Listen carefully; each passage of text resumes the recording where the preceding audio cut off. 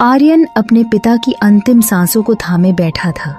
उसके पिता, जो खुद एक महान खोजकर्ता थे, ने कांपते हाथों से एक पुराना चमड़े का नक्शा आर्यन को सौंपा।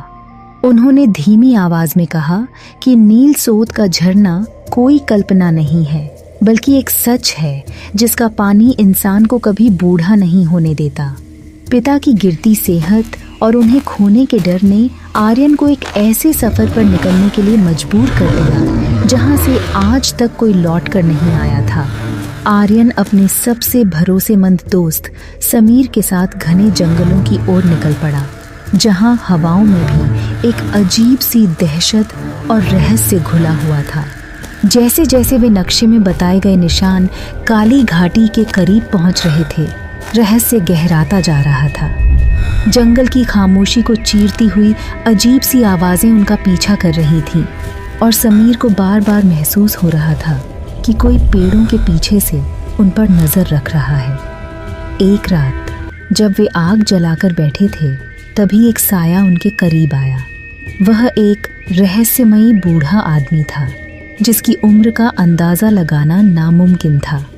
उसने चेतावनी दी कि अमृता का झरना केवल वही पा सकता है जो अपनी सबसे प्यारी चीज का बलिदान देने के लिए तैयार हो।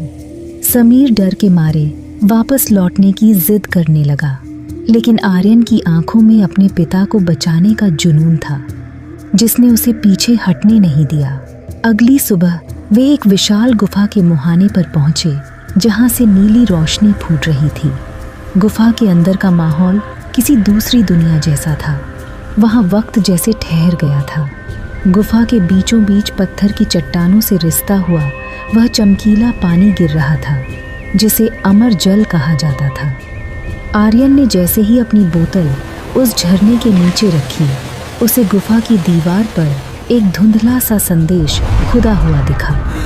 वह उसके पिता के शब्दों में लिखी एक चेतावनी थी, जो बरसों पहले यहाँ पहुँच चुके थे।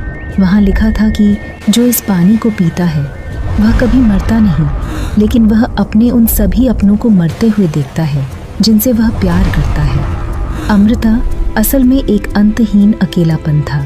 इस सच्चाई ने आर्यन को झकझोर कर रख दिया। उसे एहसास हुआ कि जीवन की खूबसूरती उसकी सीमित अवधि में ही है। तभी अचानक गुफा जोर जोर से हिलने लगी और भारी पत्थर गिरने लगे।